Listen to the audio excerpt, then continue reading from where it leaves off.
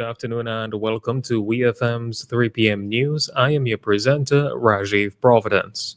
First, on the local scene, the government. The government of St. Vincent and the Grenadines has passed the 1975 Men's West Indies World Cup Cricket Team Citizenship Bill 2025.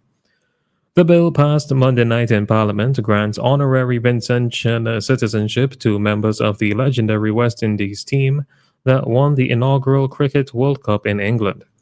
It was approved without support from the opposition New Democratic Party.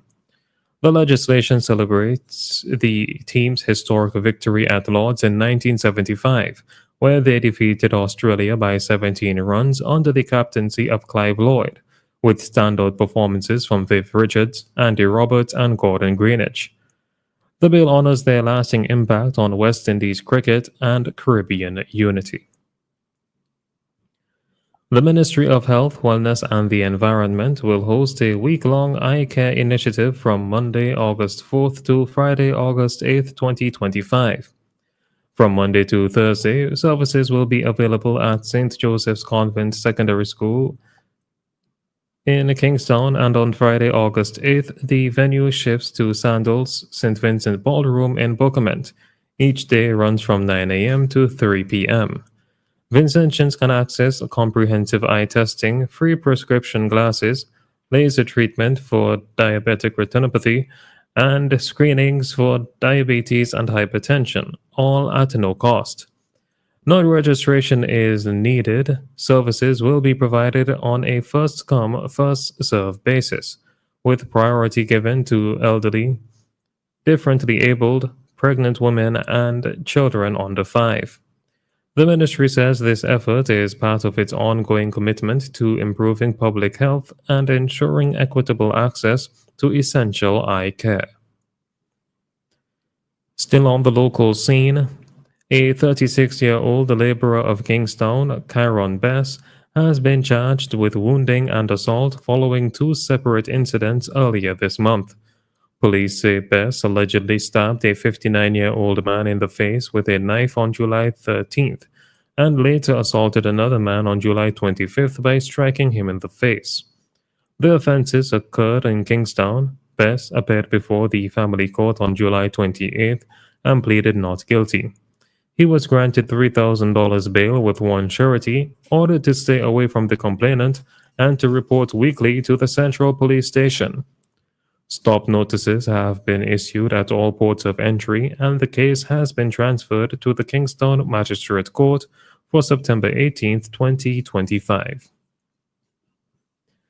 On to news in the region. Grenadian Prime Minister Dickon Mitchell is calling for urgent regional cooperation in ICT, saying the Caribbean must shape its own place in the global digital economy.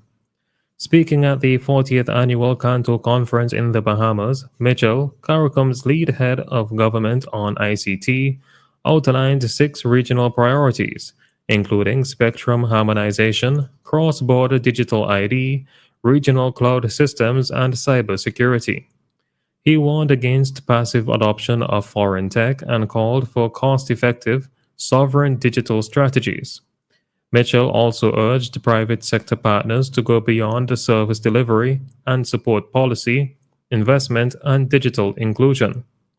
The Prime Minister described Grenada's own digital strategy as part of the wider goal of building a CARICOM single ICT space, a unified digital ecosystem for the region. Barbados Prime Minister Mia Moore-Mottley is once again pushing for fairness in climate financing, calling for urgent global action to protect the Caribbean and other vulnerable regions. Speaking at the Global Biodiversity Alliance Summit in Guyana, Motley warned that climate change is not just a scientific issue, but a daily reality for Caribbean people who live with the threat of storms and rising seas. She reflected on past hurricanes like Elsa and the recent devastation from Beryl, which struck the Grenadines, and stressed that the region's experience is comparable to post-traumatic stress. Motley unveiled several local environmental initiatives, including the Barbados Oceans and Coastal Authority and the reopening of the Graham Hall Nature Sanctuary. She also highlighted a recent US $60 million blue bond debt swap, which supports marine protection. Finally, on the international scene, parents in China are now eligible for 3,600 yuan a year for each child under the age of 3 in the country's first nationwide child subsidy aimed at reversing its falling birth rate. Despite scrapping the one-child policy nearly a decade ago, China has seen continued population decline. The new payments, announced Monday, could benefit around 20 million families, according to state media. The policy allows for up to 10,800 yuan per child and is retroactive from the start of 2025. Families with children born between 2022 and 2024 can also apply for partial subsidies. Local governments have already started their own efforts.